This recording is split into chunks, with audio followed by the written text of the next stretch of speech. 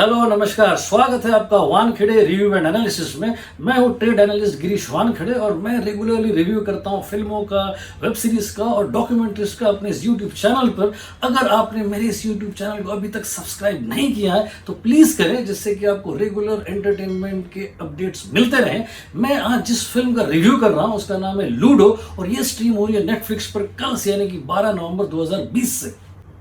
ये एक Hindi black comedy hyperlink film है जिसमें 4 अलग अलग कहानियां कई सारे कैरेक्टर्स के साथ एक साथ चलते रहती हैं और उसमें कई बार एक ट्रैक दूसरे ट्रैक को छूकर गुजरता है और कई बार एक ट्रैक दूसरे ट्रैक से टकरा जाता है। यह एक्चुअली एक इंटरनेशनल फॉर्मेट है और इससे पहले डायरेक्टर अनुराग बासु ने अपनी super successful metro life in the city में भी इसी फॉर्मेट को अपनाया था और उसी फॉर्मेट को इस फिल्म में भी उन्होंने जरा ज्यादा शानो शौकत और ज्यादा लैविशनेस के साथ अपनाया है। फिराक गोरखपुरी साहब का एक बड़ा रोमांटिक शेर है। वो कहते हैं कि तुम मुखातिब भी हो और करीब भी हो, तुम मुखातिब भी हो और करीब भी हो, तुम्हें देखे कि तुमसे बात करें। लूडो इतनी कलरफुल है कि समझ में नहीं आता कि इस फिल्म से प्यार करें कि इसके फॉर्मेट से प्यार करें। इसका फॉर्मेट जो हाइपरलिंक फॉर्मेट है या जिसे हम लोग anthology, remotely anthology film format भी कहते हैं, ये फॉर्मेट इतना इंटरेस्टिंग है कि दुनिया भर में इसके दीवाने हैं।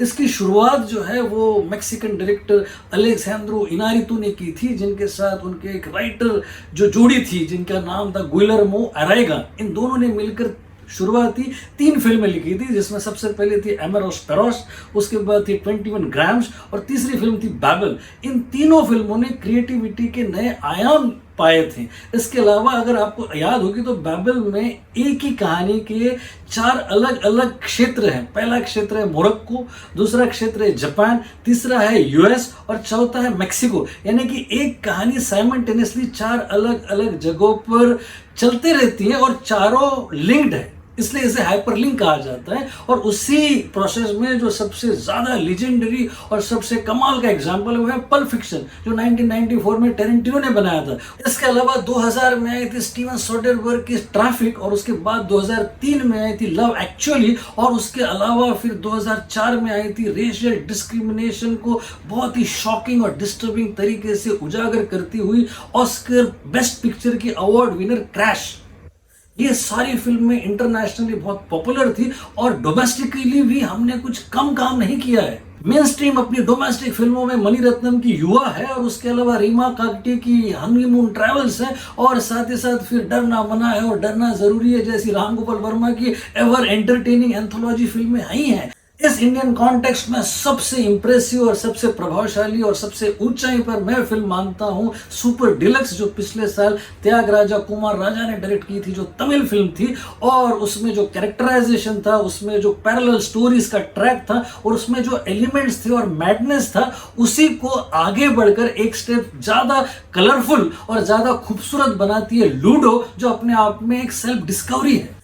इस फिल्म के 4 कैरेक्टर्स के 4 ट्रैक साइमल्टेनियसली चलते रहते हैं। इसमें एक ट्रैक है अभिषेक बच्चन का, जो जेल से छूट कर आया है और अपनी बच्ची को ढूंढ रहा है गैर बच्ची में, जो उसको किडनैपिंग करने के लिए इंस्टिगेट करती है। उसके अलावा एक दूसरा ट्रैक है आदित्य रॉय कपूर का, जो कि एक लड़की के साथ इंटीमेट हुआ था और वो वीडियो वायरल हो गया है और उस लड़की की शादी अभी 4 दिन के बाद है। उसके अलावा एक ट्रैक है एक बहुत ही पोलाइट लेकिन खूंखार अपराधी का, जिसके साथ धोखा हो गया है और वो अस्पताल में आके फंस गया है और उसे लिटरली अभी प्यार होने लगा है। उसके अलावा एक ट्रैक है मिथुन के फैन राजकुमार राव का, जो कि इतना भोला और इतना प्यारा है कि उसकी गर्लफ्रेंड को वो चाहता है, जिसकी शादी भी हो गई, उसको एक बच्चा भी हो गया और वो फिर जब मदद मांगने आई तो वो उसके हस्बैंड को बचाने के लिए फिर से कोशिश करने लगा है। ये सारे के सारे कैरेक्टर्स जमीनी हैं, रूटेड है और इतने प्यारे हैं कि आप इनसे रिलेट हो सकते हो। आपको लगेगा कि ये कैरेक्टर्स आपकी जिंदगी के आसपास ही कहीं जी रहे हैं। ये सारे कैरेक्टर्स वास्तविक है लेकिन है जरा मूडी, थोड़े से विम्सिकल और थोड़े से क्रैकपॉट, हमारे ही जैसे। इन सारे कैरेक्टर्स में एक चीज जो सबसे खूबसूरत है वो है उनका ह्यूमैनिटी क्वेश्चन। ये सारे कैरेक्टर्स में जो इंसानियत है वो इतनी खूबसूरत है कि वो आपके दिल को छू लेगी। वो पंकज त्रिपाठी अपराधी है लेकिन उसके बावजूद भी वो प्यार में पड़ना चाह रहा है और प्यार में पड़ता है। अभिषेक बच्चन एक गुंडा है लेकिन उसके बावजूद भी इस एक बच्ची के लिए वो किसी भी हद तक जाने के लिए तैयार है। आदित्य राय कपूर के साथ धोखा हुआ है, उसका वो वीडियो वायरल हो गया है, लेकिन बावजूद वो किसी को भी धोखा दे नहीं सकता, ना ही किसी को दगा दे सकता है। राजकुमार राव का कैरेक्टर इतना खूबसूरत है कि आप उसके कैरेक्टर के प्यार में पड़ जाओगे। उससे हर बार मालूम होता है कि उसका नुकसान होने वाला है, लेकिन उसके बावजूद भी वो पहले अकेले में रो लेता है और फिर अपनी उस गर्लफ्रेंड की खातिर, उस शादीशुदा माशूका की खातिर फिर से उस खतरे में पड़ जाता है। यानी कि सारे के सारे कैरेक्टर्स इतने अतरंगी हैं, लेकिन वो आपके अंतरंग को रोमांचित करने में सक्षम है। इनकी कहानियां इतनी दिल को छूने वाली हैं कि आपको लगता है कि आप पहाड़ों की सैर कर रहे हो किसी खूबसूरत मौसम में। अनुराग बासु ने गैंगस्टर और बर्फी के बाद फिर से साबित किया है कि क्या होती है हर फ्रेम में पेंटिंग जैसी खूबसूरती लाना, क्या होता है इंटरनेशनल फॉर्मेट को जस्टिफाई करना, और क्या होता है इतने सारे कैरेक्टर्स के बावजूद भी एक सदा हुआ डायरेक्शन करना। उनका साथ राइटिंग में दिया है सम्राट चक्रवर्ती ने, जो कि तारीफों के हकदार है। सिनेमाटोग्राफी में उनका साथ दिया है राजेश शुक्ला ने और रिजल्ट माइंड ब्लोइंग है। एडिटर है अजय शर्मा, जिन्होंने अपनी ब्रिलियंस का परिचय दिया है। फास्ट पेस्ड, स्टाइलिश और फ्लॉलेस है वो। एक्टर्स में मेन लीड कैरेक्टर्स के अलावा है रोहित सराफ, फतिमा सना शेख, सान्या मल्होत्रा, पर्ल मामी और इनायत वर्मा। प्रीतम का म्यूजिक मेलोडियस है और लगता है इस फिल्म के साथ ही वो अपना खोया हुआ फॉर्म फिर से पा लेंगे।